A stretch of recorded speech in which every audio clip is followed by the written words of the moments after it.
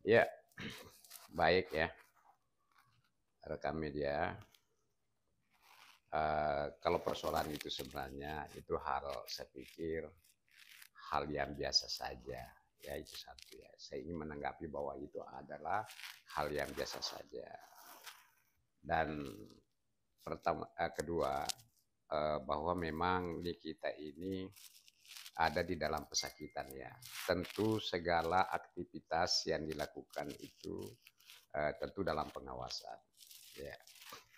Nah, kemudian yang ketiga bahwa memang ada peraturan ya kalau saya tidak salah, itu peraturan Menteri Hukum dan HAM ya nomor 6 tahun 2013 kalau nggak salah ya, bahwa yang pada intinya peraturan itu dibuat tentu kan ada tujuannya ya.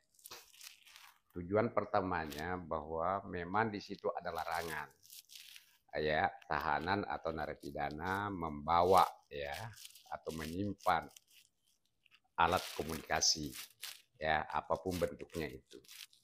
Tujuannya sebenarnya supaya napi atau tahanan ini jangan sampai alat komunikasi itu dipergunakan untuk melakukan suatu tindak pidana seperti misalnya pengedaran narkoba, apalagi ya mungkin bisa judi online ya ataukah dipergunakan untuk menipu dan lain-lain sebagainya. Nah, pertanyaannya bahwa terkait peristiwa itu ya karena di kita itu dalam pesakitan tentu dalam pengawasan ya, maksudnya bahwa segala sesuatu yang dilakukan itu tentu kan sudah terkoordinir ya, dan selanjutnya bahwa nih kita itu sebenarnya orang pintar, orang cerdas, ini orang tidak mungkin akan mencelaki dirinya sendiri atau petugas ya. Artinya apa, segala yang dilakukan itu tentu rambu-rambunya sudah tahu dia, bahwa sebagaimana klarifikasi dari rutan itu mengatakan bahwa HP atau alat komunikasi yang dipergunakan Nikita itu adalah fasilitas ya, fasilitas. Nah, persoalan apakah benar dia turut berjualan atau tidak itu perlu juga harus benar-benar dipastikan dulu. Ya, kalau setahu saya bahwa hanya secara kebetulan ya, dokter Oki itu lagi berjualan. Kemudian Nikita tiba-tiba video call, nyambunglah seperti itu. Artinya kalau ada tuduhan bahwa Nikita itu berjualan, saya pikir juga itu tuduhan yang tidak tepat. Kalau misalnya ada kata-kata, ya kita ini jualan apa, ya biasalah. Itu kan mungkin sebatas candaan. Janganlah terlalu digoreng atau di framing ya. Seperti itu. Nah, jadi kembali tadi ke peraturan itu yang dilarang kan sebenarnya jangan sampai tahanan atau napi ini ya melakukan suatu tindak pidana. Pertanyaan seriusnya, apakah ya kan video call itu merupakan suatu tindak pidana? Kalau itu suatu tindak pidana maka dia harus diberi sanksi. Tapi kalau itu bukan berarti tidak masuklah di dalam peraturan nomor 6 tahun 2013 itu ya tentang peraturan Menteri Hukum dan HAM tadi itu. Artinya apa? Bahwa seseorang itu tidak bisa diberi sanksi kalau tidak ada peraturan yang mengatur sebelumnya, itu asas hukumnya seperti itu.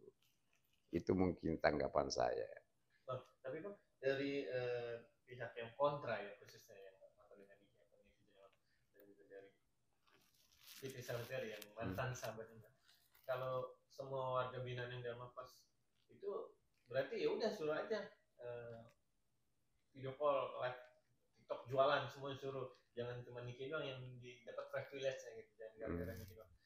Semua kan punya hak ya. Nah, dari Dirjen Lapas juga bilang itu HP digunakan yang digunakan adalah fasilitas wartel. Hmm.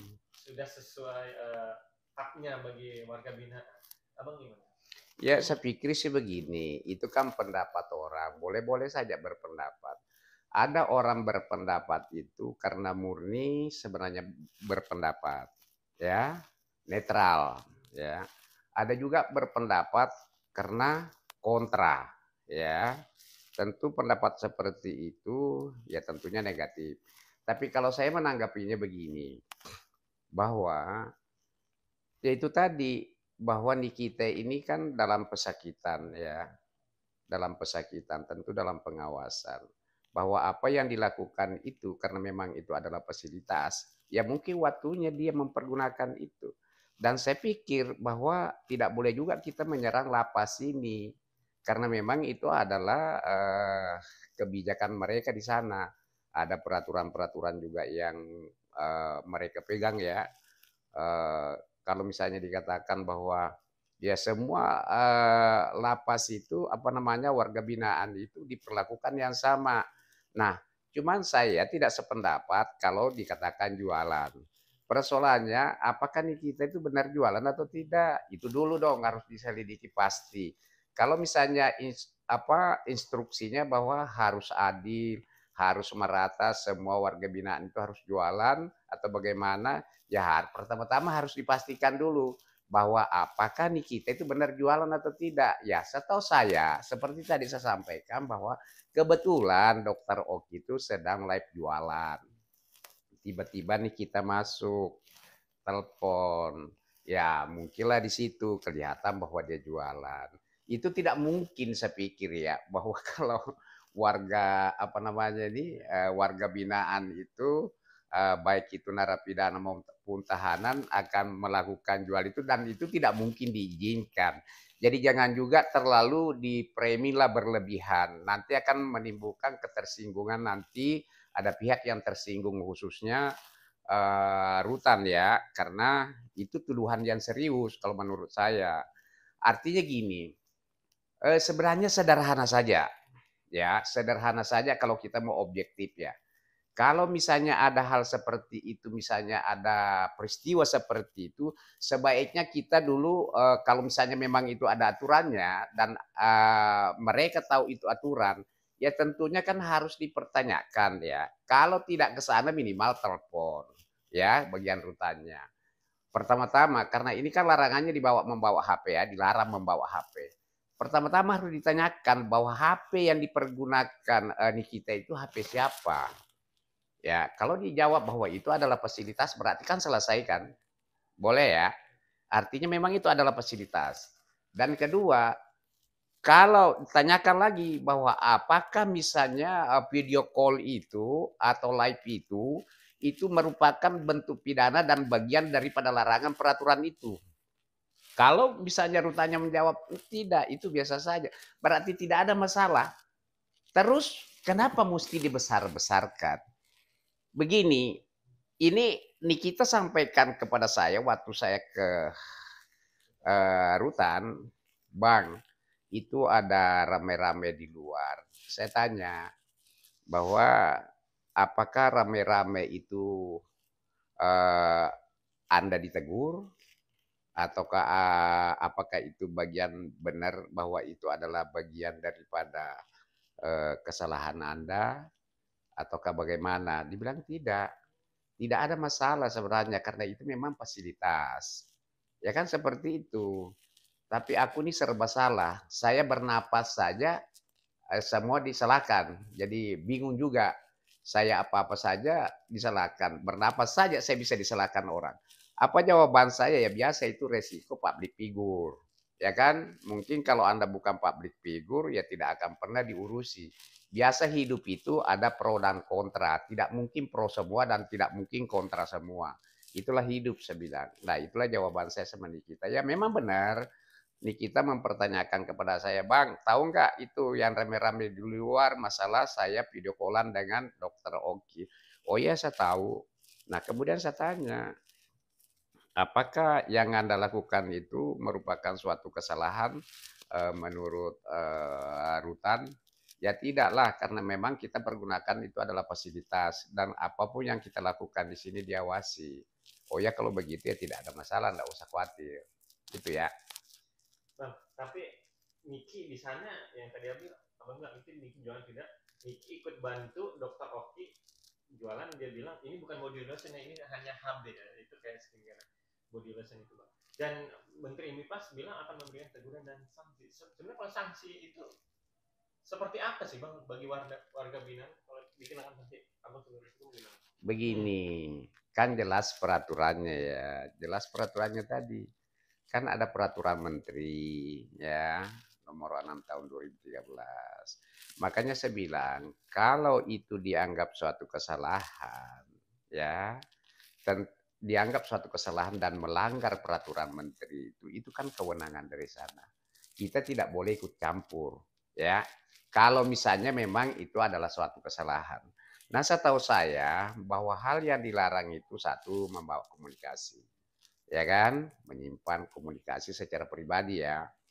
Nah, kemudian tujuan daripada dibuatnya peraturan itu jangan sampai disalahgunakan, ya kan. Nah, yang harus diperjelas dulu apakah komunikasi yang dipergunakan di kita itu adalah memang miliknya atau fasilitas di situ.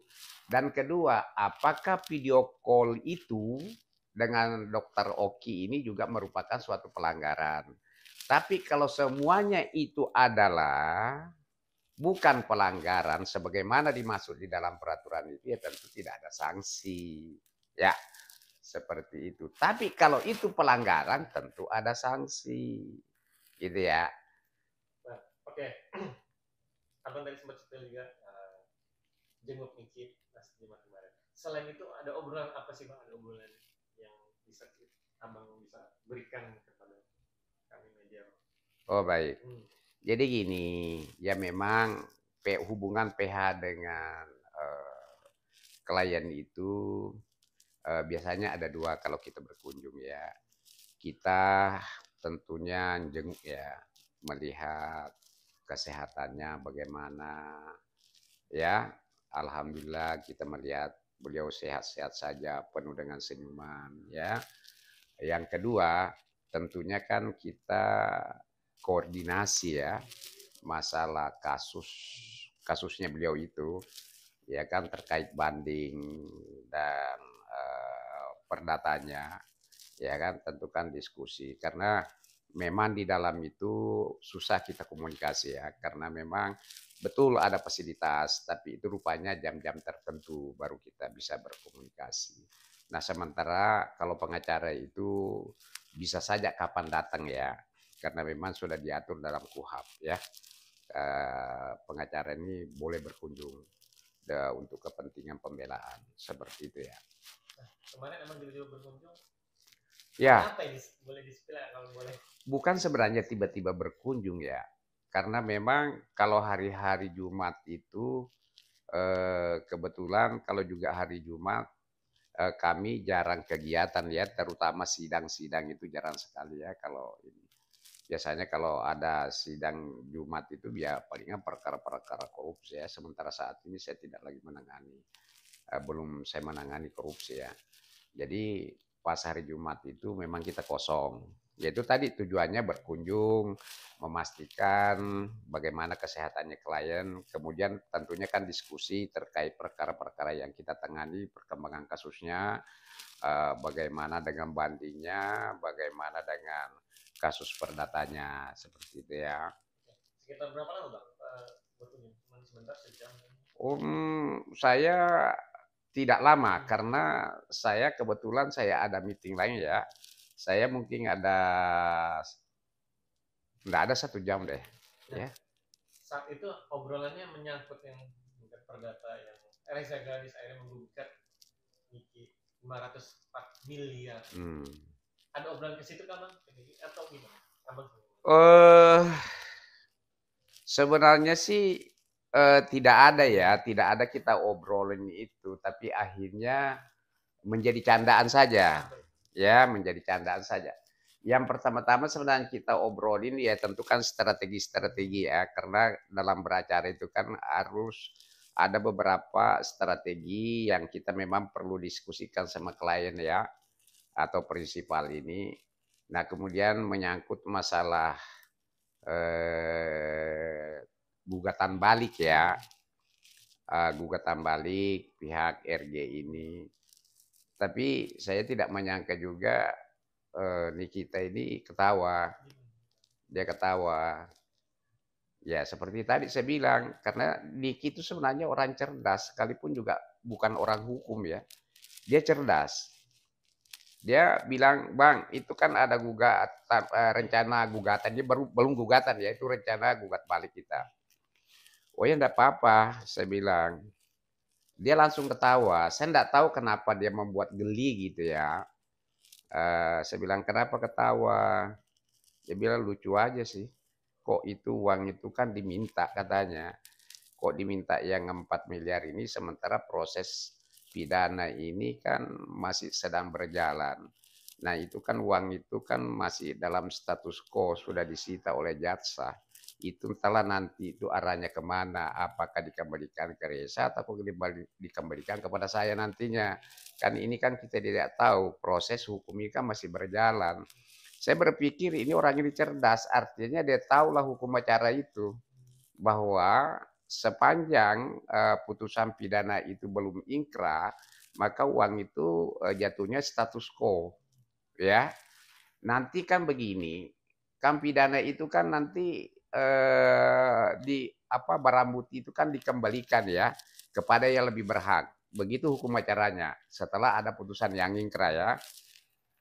Biasanya barang bukti itu seperti itu, dikembalikan kepada siapa yang lebih berhak, disita oleh negara. Kalau misalnya memang itu adalah milik negara, disita oleh negara untuk dihancurkan barang bukti misalnya kayak narkoba.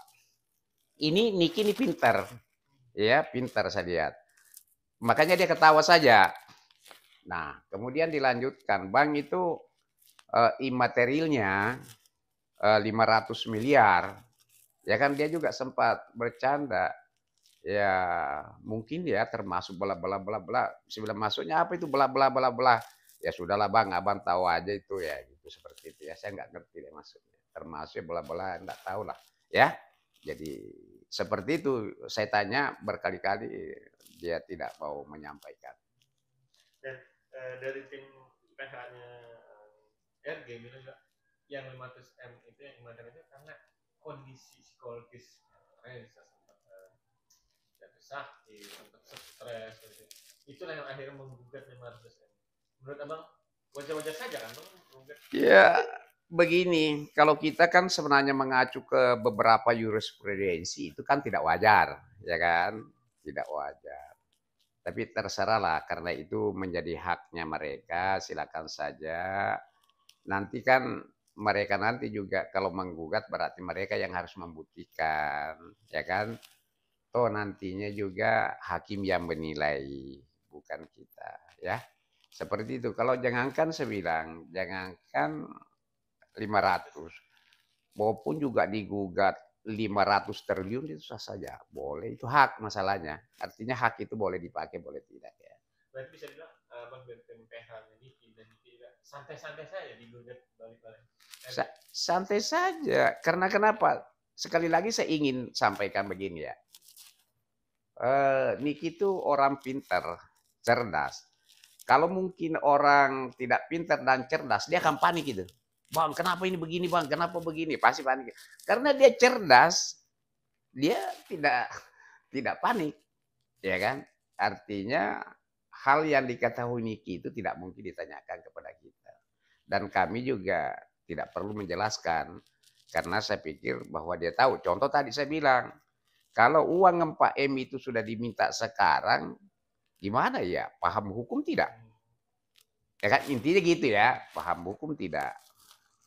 Kalau terkait masalah gugatan imaterial, tadi itu ya mungkin banyak keluarkan uang saja ada masalah ini termasuk bla bla bla bla gitu. Saya enggak ngerti termasuk bla bla. Nah, terkait begini. Jadi kalau orang tahu namanya hukum acara perdata, pasti tahu dan tidak perlu saya jelaskan. Tapi karena adik wartawan ini ditanya, saya akan jelaskan. Namanya perdata itu ada kewajiban yang harus dilakukan yaitu mediasi, ya. Nah, mediasi itu artinya ada tawar-menawar supaya kasus ini bisa berhenti di perdamaian. Nah, tawar-menawar itu hukum acaranya tidak boleh kita tawarkan sesuai dengan apa yang kita minta dalam pokok perkara. Itu kan pokok perkaranya kan, gugatannya Niki itu 244 M. Tentu dalam penawaran itu tidak mungkin kita tawarkan 244 sehingga kita menawarkan 200. Tujuannya adalah ketika itu disetujui atau tidak disetujui, ya kan? Itu adalah proses. Kalau misalnya disetujui berarti ataukah dia minta lagi kurang, janganlah 250 lah atau 25 juta lah, ya kan? Ketika terjadi kata sepakat di situ, maka proses perdata itu berhenti dan berakhir namanya perdamaian. Tapi kalau mereka dia bilang, saya tidak mau tawar deh, ya kan? Pokoknya lanjut aja ke pokok perkara, ya kan? Ya berarti tidak ada perdamaian, lanjut ke pokok perkara. Seperti itu ya. Bang, abang kan selalu bilang tadi Niki orang cerdas dan dia santai-santai saja. Dan abang juga sebagai tim juga pasti kan punya strategi-strategi ibaratnya untuk melawan balik lah dari pihak RG. Strategi apa nih bang nantinya untuk gugatan perdata nanti akan sidang? Sebenarnya sih begini, kalau strategi itu sebenarnya mungkin tidak bisa kita sampaikan ya bahwa strategi apa yang kita pakai. Ya memang dalam beracara itu tidak cukup dengan mengacu kepada ketentuan hukum ya, baik formil dengan material. Tentu ada hal-hal yang memang kita persiapkan dalam strategi ya. Tidak bisa kita katakan bahwa strategi itu adalah merupakan rahasia tapi kita sampaikan sama adik wartawan kan artinya bukan lagi itu menjadi rahasia ya kan, tapi yang jelas bahwa kita melakukan semua itu karena kita sudah menghitung dengan baik ya, terkait mau menang mau kalah itu kan bukan kewenangan kami selaku pengacara. Kami pengacara itu hanya membela hak-hak klien ya, bukan membela kesalahan. Artinya apa? Segala sesuatu yang kami lakukan itu tentunya memiliki landasan yuridis, ya seperti itu.